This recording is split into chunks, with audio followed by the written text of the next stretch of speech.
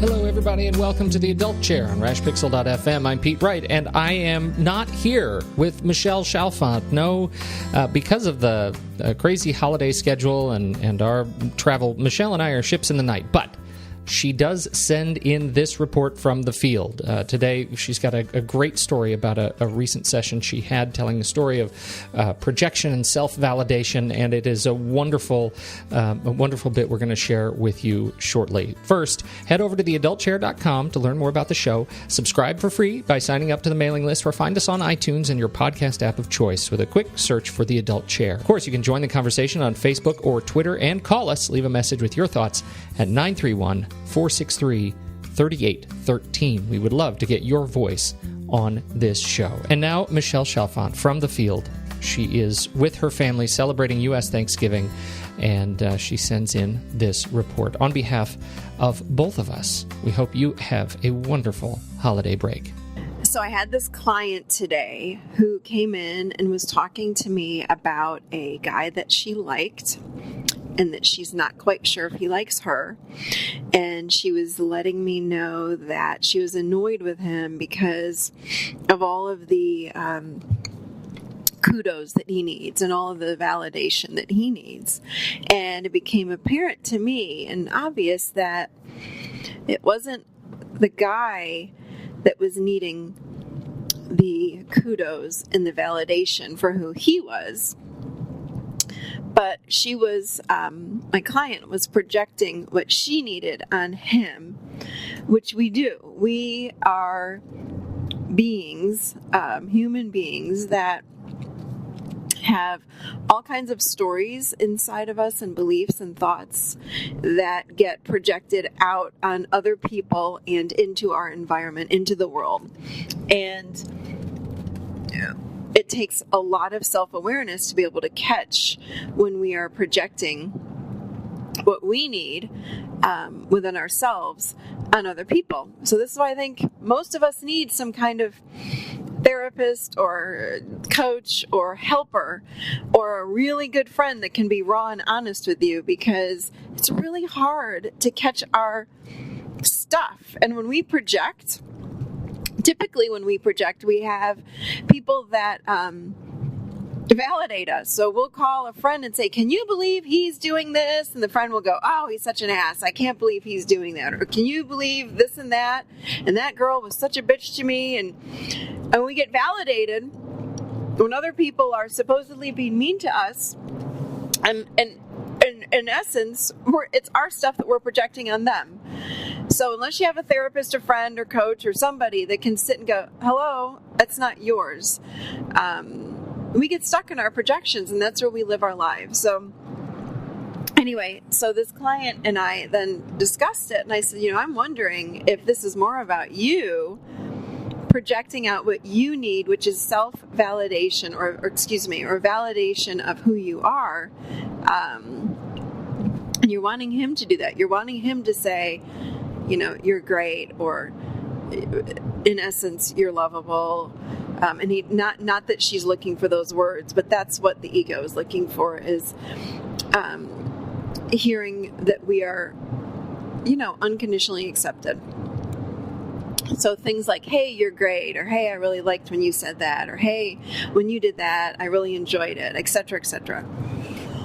So we talked about it, and it was a great session, because I realized she needs, but not only she needs this, but we all need to learn, how do we build ourselves up and not need other people to do it for us?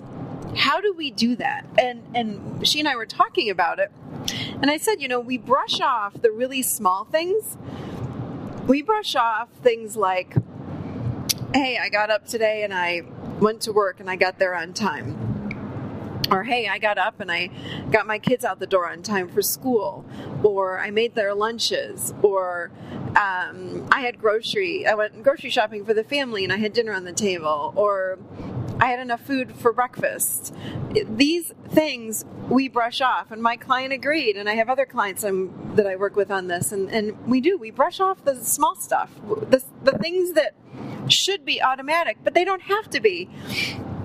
I'm not a crackhead in some hotel room or smoking heroin with my boyfriend, with my kids running around the house. I am a responsible person, and I'm doing things every single day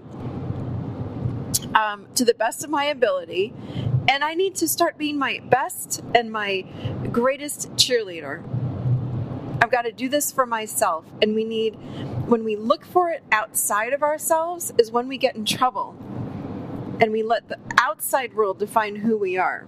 So what we have to do is start giving ourselves a nice pat on the back for the really small things. And I love this analogy of we've got to learn how to build our own foundation to stand tall in who we are. And every single time I say something positive to myself, like, hey, I got up on time and I made my children breakfast and got them off to school, or hey, I made it to work on time. It's like every time I self-validate, it's like I'm taking a brick and I'm putting it underneath my feet for my own foundation for who I am. And what we want to do is continue to do these things. So, hey, I made my kids breakfast. I'm a really good mom. I'm a loving person. I'm a responsible person. I waited for my kids at the bus stop. Wow, I'm really compassionate and I am responsible. I got there on time. So it's using these adjectives or adverbs that are helping to describe who we are, and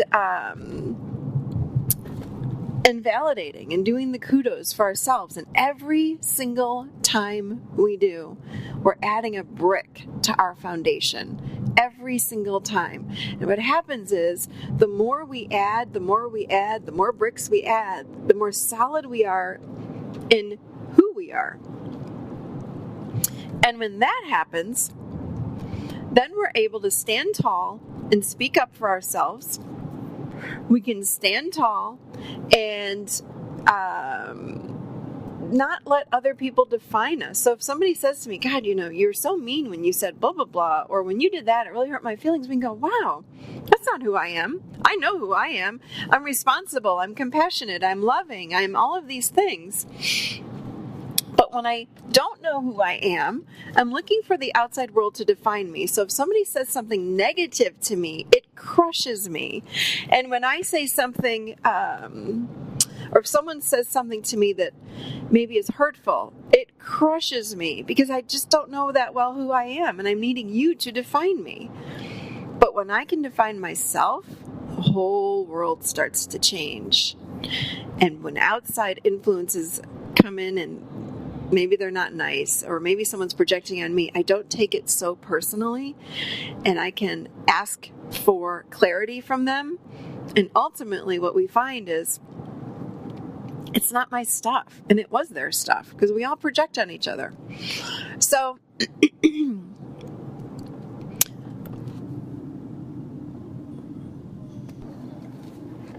the other thing I realize is when I'm more clear about who I am and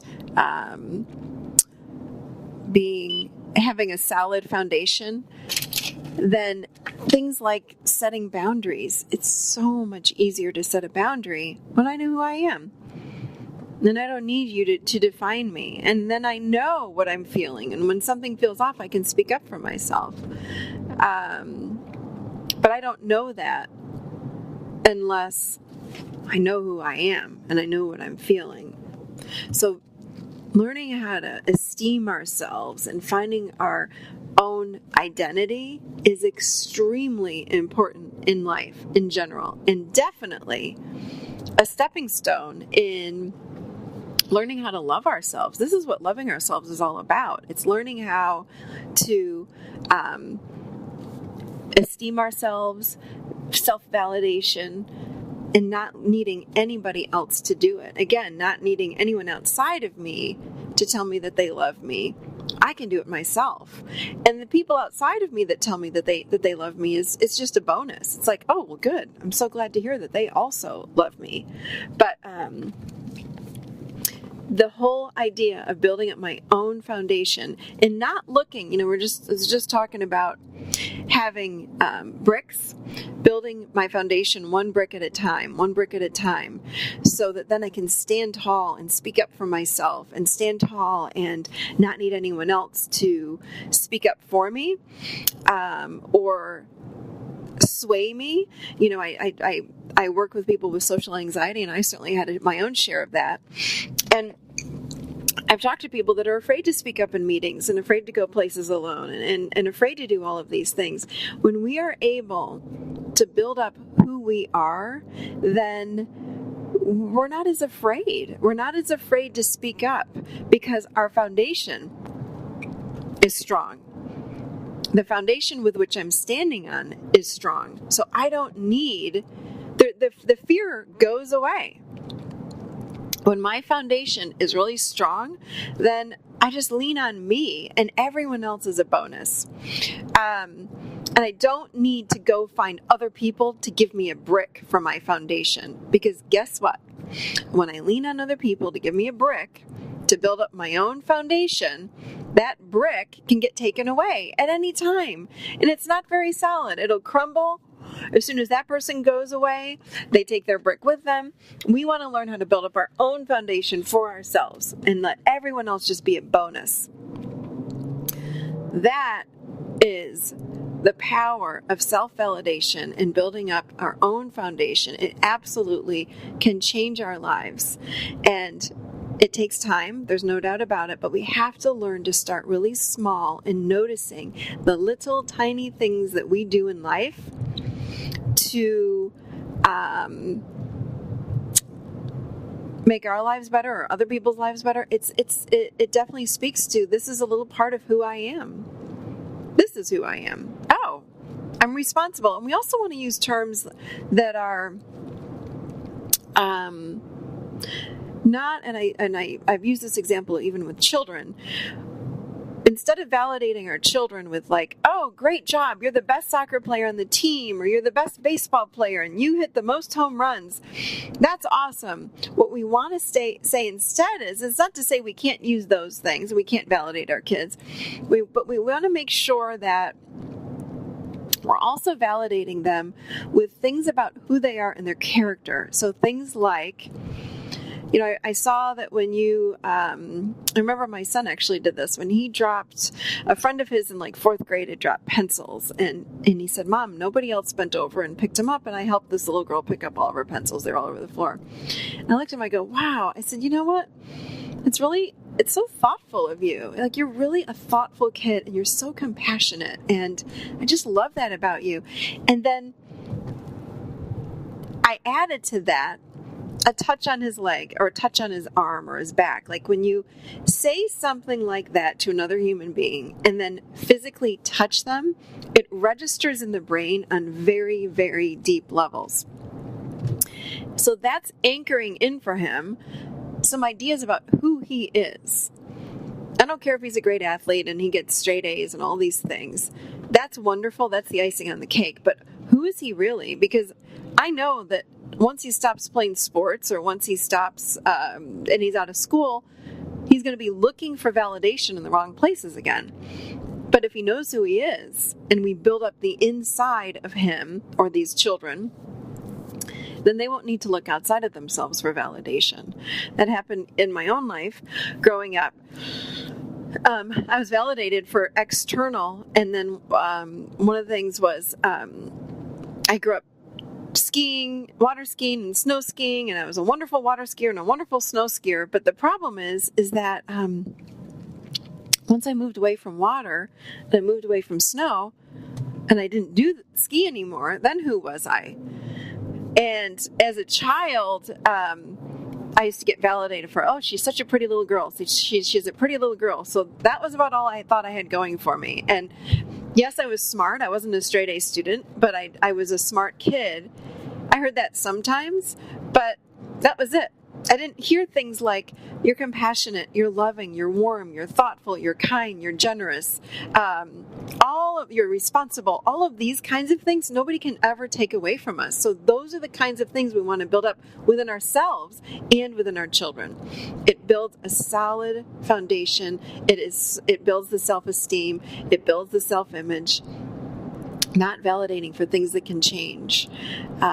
When lots of people we're so into looks in our society, and what do we look like, and what kind of shape are we in? And these kids of today base themselves on reality TV shows and in magazines and any kind of media. What happens when their looks go? What happens when they age? People are devastated. They don't know what to do. This is why we got to build people up on the inside. This is part of the work of what we do from our adult chair. This is the part of us that can validate. This is the part of us that helps us to define and redefine who we are and can build us up. This is the only chair that we can sit in and do this. We've got to move into the adult chair so we learn how to do this work. It truly is one of the most powerful things that we can do for ourselves.